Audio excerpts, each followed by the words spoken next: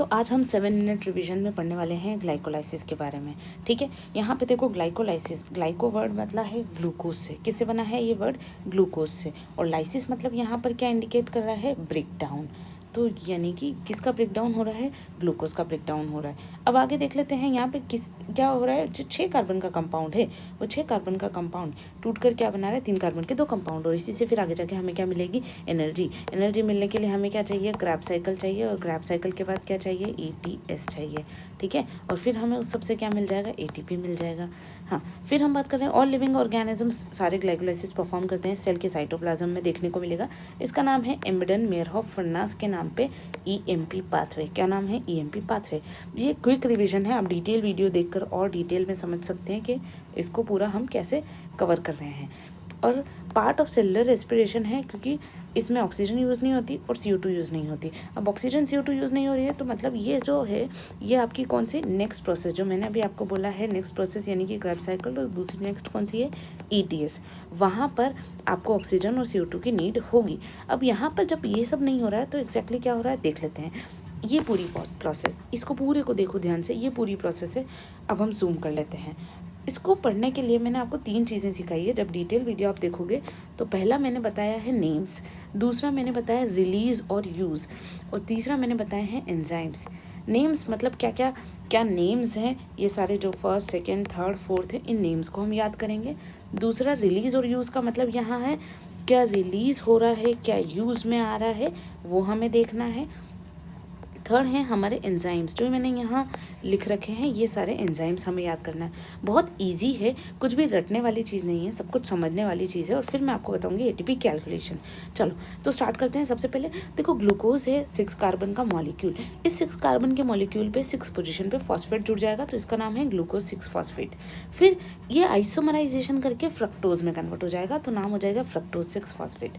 ठीक है, फिर हम आगे देख लेते हैं कि ये आइसोमराइजेशन के बाद एक फॉस्फेट और जुड़ जाएगा, एक फर्स्ट पोजीशन पे और एक कौन सी पोजीशन पे? 6 पोजीशन पे। ठीक है, फ्रक्टोज 1,6 बिस फॉस्फेट बन जाएगा। फिर वो 6, क्योंकि 6 कार्बन का है तो 3 कार्बन के 2 मॉलिक्यूल्स में टूट जाएगा, और दोनों के पास एक एक फॉस्फेट है। एक बनाएगा डाइहाइड्रोक्सी एसीटोन फॉस्फेट और दूसरा बनाएगा ग्लिसरॉल्डिहाइड 3 फॉस्फेट। आगे चलते हैं, ये जो 3 कार्बन का कंपाउंड है, इसमें एक फॉस्फेट और जुड़ जाएगा, जो कि 1IP ने दिया है, और बन जाएगा 1,3 बिस फॉस्फोग्लिसरेट। 1,3 बिस फॉस्फोग्लिसरेट कन्वर्ट होगा 3 फॉस्फोग्लिसरेट में, 3 फॉस्फोग्लिसरेट कन्वर्ट होगा 2 फॉस्फोग्लिसरेट में, और फिर हमारा बनेगा फॉस्फोइनोल पाइरुवेट और पाइरुवेट। याद रखने वाली बात ये है, ये 3, ये 2, ये 1, 3, ये 3, यहाँ पे 1, 6, ये सब इंडिकेट कर रहे हैं कार्बन की पोजीशन। किसकी पोजीशन? Carbon number. और कार्बन नंबर पे ही जुड़े हुए हैं फॉस्फेट मॉलिक्यूल। ठीक है, याद रखना। तो ये हमारा पूरा लेआउट हुआ, सारे नेम्स हमने कर लिए। अब हम बात करते हैं रिलीज़ की। ठीक है, देखो, ग्लूकोज से ग्लूकोज 6 फॉस्फेट बनाने के लिए हमें ATP ऐड करना पड़ेगा। फ्रक्टोज 6 पोजीशन के बाद 1 और 6 2 फॉस्फेट ऐड करने के लिए एक और ATP ऐड करना पड़ेगा। ठीक है, और ऐड होने के बाद ATP बाहर आ जाएगा। यहाँ पर देखो, ग्लिसरॉल्डिहाइड 3 फॉस्फेट से 1,3 2 फॉस्फेट ऐड करने के लिए एक हमने IP ग्रुप जोड़ा, इनऑर्गेनिक फॉस्फेट, और हमने क्या दिया इसको? NAD, और NAD से हमें क्या मिल गया? H2, यानी कि H+ बाहर आ गया। वापस हमें 1,3 बिस फॉस्फोर से 3 फॉस्फो बनाना था, एक फॉस्फेट इस मॉलिक्यूल में से कम करना था, तो हमने ADP दे दिया और ATP को बाहर निकाल लिया। ओके, यहाँ पे हमने देखा है ये फॉस्फोइनोल पाइरुवेट से पाइरुवेट बनाते टाइम हमें एक फॉस्फेट निकालना है, तो हमने ADP दिया और ATP बाहर निकाल दिया। तो इस तरह से हमने ये पूरी प्रोसेस यहाँ से यहाँ तक देख ली। याद रखना कि जब ये 6 कार्बन का कंपाउंड है, 3 कार्बन के 2 कंपाउंड में टूटता है, तो एक प्रोसेस तो ये चलती है, ये वापस इसमें आएगा और वापस ये 2 बार चलेगी। ओके, तो यहाँ से ये जो प्रोसेस है ये कितनी बार देखने को मिलेगी आपको? 2 बार। इसीलिए अब हम कैलकुलेशन कर लेंगे। तो जब हम कैलकुलेशन करेंगे तो यहाँ पे 2 को मल्टीप्लाई करते हैं। उससे पहले मैं आपको समझा देती हूँ एंजाइम्स। देखो, हेक्सो मतलब 6 कार्बन की, यहाँ पे मैंने लिख रखा है हेक्सो मतलब 6 कार्बन का कंपाउंड, और OSE मतलब शुगर, ग्लूकोज, फ्रक्टोज, हेक्सोज, कीटोज, तो मतलब शुगर। तो हेक्सोज मतलब 6 कार्बन की शुगर। ठीक है, पेंटोज मतलब 5 कार्बन की शुगर। काइनेज जो ऐसे एंजाइम हैं जो किसके ट्रांसफर करते हैं? फॉस्फेट ग्रुप को।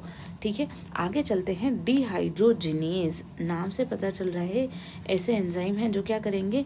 डिहाइड्रोजिनेशन करेंगे, H+ आयंस का क्या होगा यहाँ पर आपका एडिशन होगा, ठीक है। फिर हम बात करते हैं रिमूवल होगा।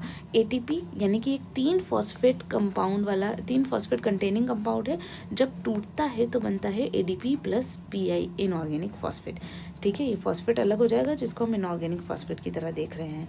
तो अब हमने समझ लिए हैं, यहाँ पर देखो, यहाँ पे हमने नेम्स पढ़ लिए हैं, रिलीज और यूज़ पढ़ लिया। अब हम फोकस करते हैं एंजाइम्स पे, ठीक है। देखो, जब ध्यान से देखना, जब हम ग्लूकोज एक 6 कार्बन की शुगर है तो उससे यहाँ फॉस्फेट ऐड करते हैं तो हेक्सोकाइनेस एंजाइम है। फॉस्फोहेक्सोज आइसोमराइजेशन के लिए आइसोमरेज एंजाइम है।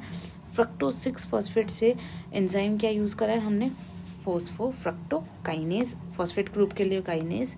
नेक्स्ट एल्डोलेज इनको तोड़ देगा, ठीक है। डीएनएज आरएनएज यूज़ करते हैं जो हमेशा तोड़ेंगे, तो एज यहाँ पे एल्डोलेज किसको तोड़ेगा, इस शुगर को तोड़ेगा। आइसोमराइजेशन के लिए ट्रायोज फॉस्फेट आइसोमरेज। फिर आपका है फॉस्फोग्लिसरल डिहाइड्रोजिनेज। नेक्स्ट आपका यहाँ पे क्योंकि डिहाइड्रोजिनेशन हो रहा था तो डिहाइड्रोजिनेज, यहाँ पे काइनेज अगेन फॉस्फेट ग्रुप के ट्रांसफ़र के लिए, तो फॉस्फोग्लिसरेट काइनेज। फिर फॉस्फोग्लिसरो म्यूटेज, फॉस्फोग्लिसरेट से बनेगा फॉस्फोइनोल पाइरुवेट, तो जब इनोल बनाना है तो इनोलेज एंजाइम रख देना, और बाद में पाइरुवेट काइनेज या पाइरुवेट सिंथेस, किसके, पाइरुवेट के सिंथेसिस के लिए। 6 कार्बन के कंपाउंड से हमें 3 कार्बन के 2 कंपाउंड मिले हैं, याद रखना। अब हम बात कर लेते हैं एटीपी की कैलकुलेशन। एक एटीपी यहाँ यूज़ में आया, एक एटीपी यहाँ यूज़ में आया, ठीक है। तो 2 एटीपी क्या हो गए, यूज़ में आ गए, ठीक है। यहाँ पर एक एटीपी बना था, यहाँ पे एक एटीपी बना था, पर ये पूरी प्रोसेस 2 बार हो रही है तो टोटल हमें 4 एटीपी मिल गए, एक यहाँ 2 2 4। और कितने NADH2 मिले, क्योंकि ये प्रोसेस 2 बार हो रहा है तो 2 NADH2 मिले। डन। तो हमने जब कैलकुलेशन करी तो हमें क्या पता चलता है, 4 ATP हमने बनाए थे, 2 यूज़ में आ गए, फाइनली हमें कितने ATP मिले, 2 ATP। 2 NADH2 जब ETS में जाते हैं, ETS में, तो हमें एक NADH2 से 3 ATP मिलते हैं, तो 2 NADH2 से 6 ATP मिलेंगे।